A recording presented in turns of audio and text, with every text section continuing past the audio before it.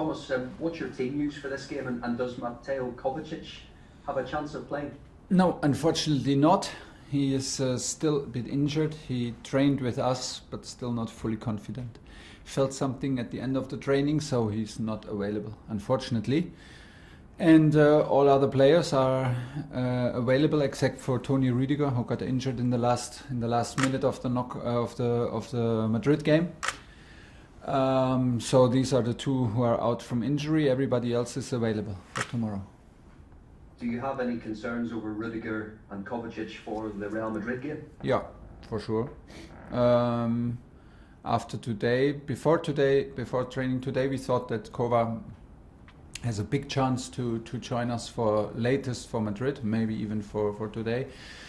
So now we have a little setback, not a big one, with him. I don't wanna be too negative. Let's see how he feels tomorrow. And for Toni, I'm quite positive for Wednesday.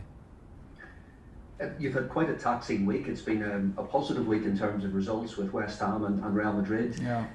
Is Fulham a good opportunity to give others a chance with the semi-final in mind?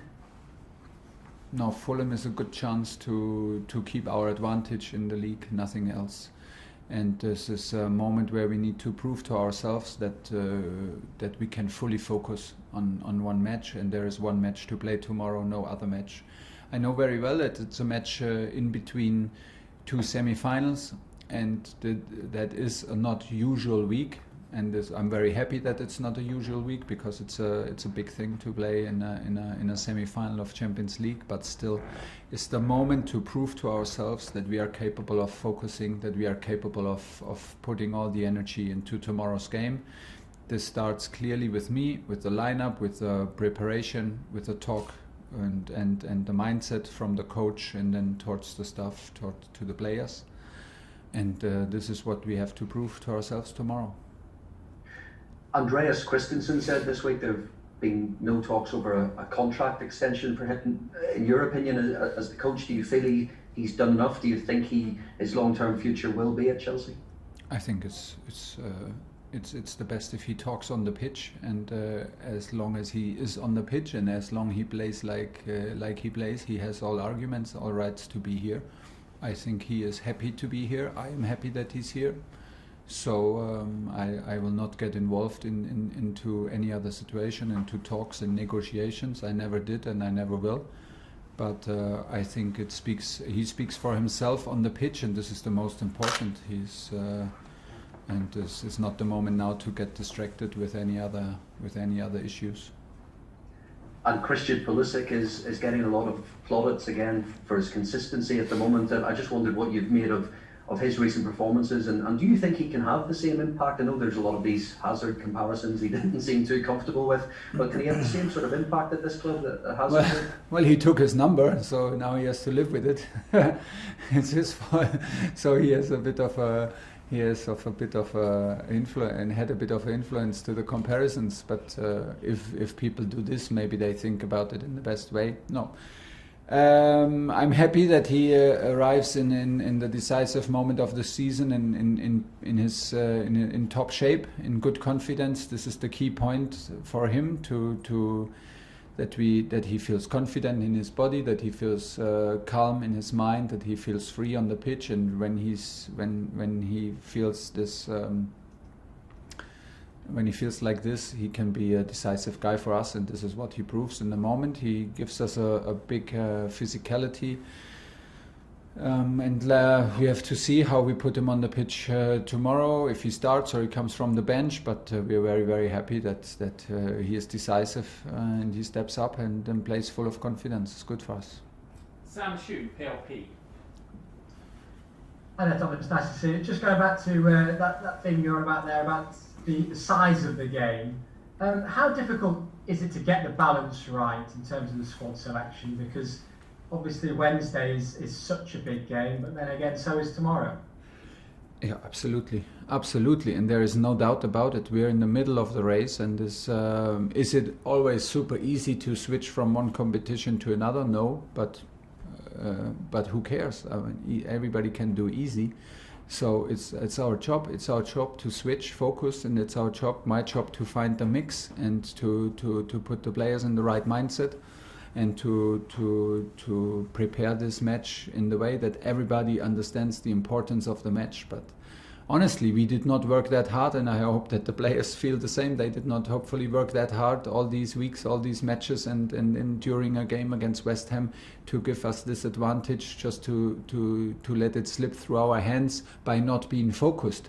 Don't get me wrong, you can lose any match in football, any lose, and you should have and we have enough respect for opponents, for Fulham, for any opponent, and for the game, that you can lose any match. This can happen, but it cannot happen. This is what I demand from myself, that we are not focused. This cannot happen, that we are not prepared, and that we do not give our everything tomorrow on the pitch. That cannot happen, and this is what I will demand. What I demand from myself, and I will demand from everybody who arrives tomorrow in the hotel at 11 o'clock to prepare this match. I want us to be fully on, and to give our very best, and not hold back 1%, because this is not what it is about in sports, and we work too hard for this situation to let it slip by not being focused. I know there is often what we say in this country is a new manager bounce, but when you look back at your time at Chelsea so far, here you are on the verge of a Champions League final, on the verge of qualifying for the top four as well. Did you quite expect it to go as well as it has? And what are some of the key reasons behind that, would you say? I don't know. I did not expect too much, because if you expect too much too far into the future, it may be that you're constantly disappoint yourself, or like maybe you hold yourself back from overachieving, because if you are happy with a draw before the match starts, maybe you hold yourself back because it would have been possible to win. So there are no expectations in terms of how many points is a good result, what title, what if we reach this, then we are successful. It never feels like this, not in academy football, not in Bundesliga, not in French league football, and not here. This was never like how I thought about and how I approached this, all challenges that I was facing, and with my staff and my team. What we do is we push ourselves to the limit, and we demand the very best from ourselves, and this is a huge challenge that we stepped into Premier League, into Champions League, into FA Cup, and once we play a competition with Chelsea, we play to win. It's as simple as that, and this is what I demand of myself. Can we win all matches from now on till the end of the whatever year? No, probably not, but we will try to win every single match and nothing else.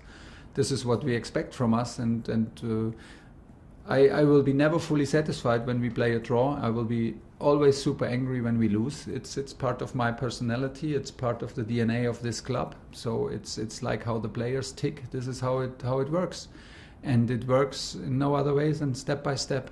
And the most important for tomorrow is that we accept that the next step, and the most important step, is tomorrow against Fulham. John Southall, 5-9. Hi, Thomas. Have you ever been involved in a more relentless schedule than this? You had 8 games in April, and after the Fulham game, you've got Real Madrid, Manchester City, Arsenal, then Leicester. I mean, is there a danger that it's going to take its toll at some stage? Yeah, it's brutal, honestly. It's brutal. But, I mean, we played in France the same amount of games, 2 cups, also 20 teams in the league, and so we got an impression. But of course, the intensity of the league, the challenge of the league is very, very different now here. It's another level, again another level. And it's like you said, it's quite relentless, and this is. But it keeps you on your front foot, and it keeps you coming out of bed early.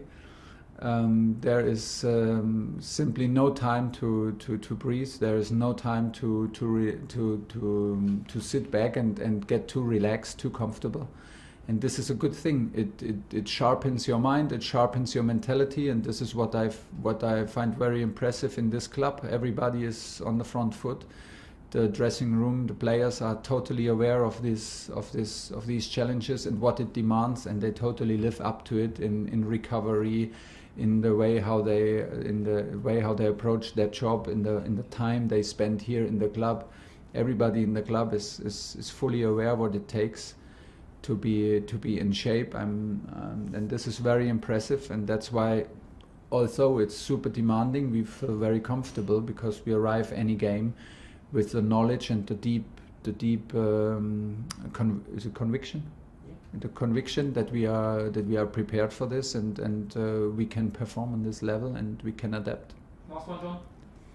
And just obviously it's Fulham tomorrow. RubenLoftusCheek is there. Are you keen to get him back next season? Does he have a role to play for you, do you think, at Chelsea? It's not decided yet. I was quite a fan of him in his when he was even younger. He's still young, but when he was even younger and he came up from academy, I think, and into professional football here at Chelsea, he reminded us a little bit of, in his style of play and his in his movements, reminded a bit of Michael Ballack. So there were some links about him all the time, also with maybe a move to German league and stuff like that. So we were well aware of him and of his talent.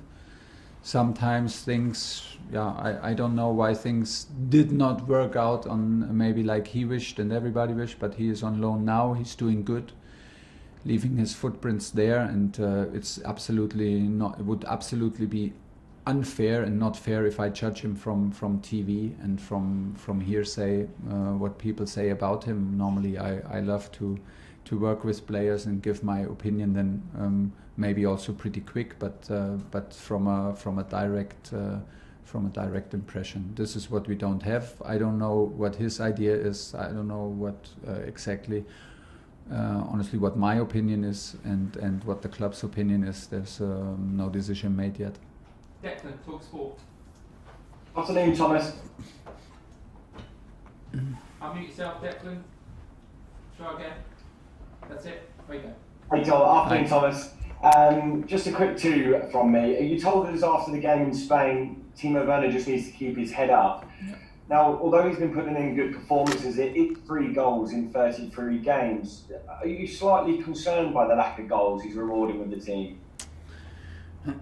Do we wish for more goals? Yes. Does he wish for more goals? Yes. But concerned would mean that we focus on the lack of goals, but we focus on the goals, and he should trust. What I mean is he should keep his head up, because he should trust his instincts. He did his whole career nothing else than scoring.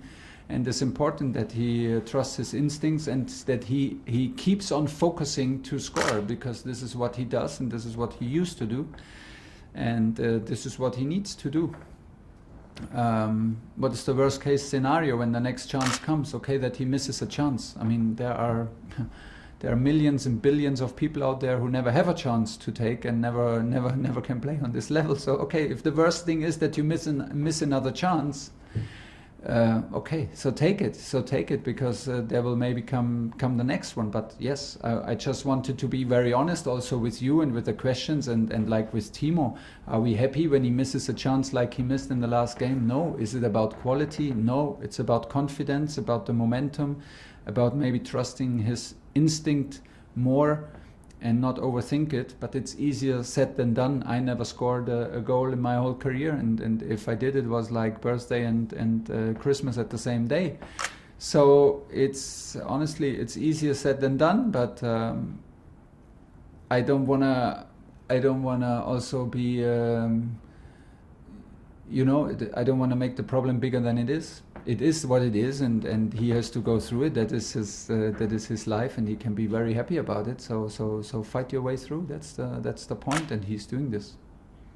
Thanks for that. And lastly, there is a social media boycott across the weekend from the Premier League right down to the Championship, and Sport are on board with that as well.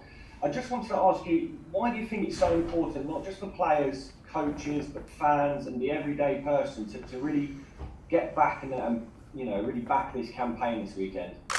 Well, I think it's always back to set signs and set a strong sign and a signal, and anything we can join and show that institutions, players, coaches are together is worth trying.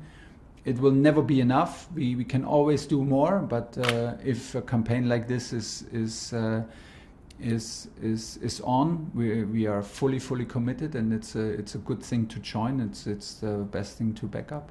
Last question, Liam Twomey. Hi, Thomas. Hi. With Mateo Kovacic missing time and N'Golo Kante and Jorginho both having to play a lot of minutes, you've already spoken about the sheer number of games at this stage of the season. Could we see Billy Gilmour step up and maybe take a few of those minutes in the double six positions? Yeah, could be tomorrow, but it's not decided yet. N'Golo feels very good. Shorshi looked very good today in training, fresh again. The guys are super professional. They know that we miss Kova a lot. So I have even the feeling that Shorshi and N'Golo step even up, even if that's maybe not possible, but I have the impression they stepped even up in doing really everything to recover as fast as possible. Looked very good today in training, so I was quite impressed. So the last decision is made today in the evening, in the afternoon, or maybe tomorrow morning. But Billy is in the squad. Billy was very close to play now in the last game, some minutes, and he is in a good shape. Yeah, could be.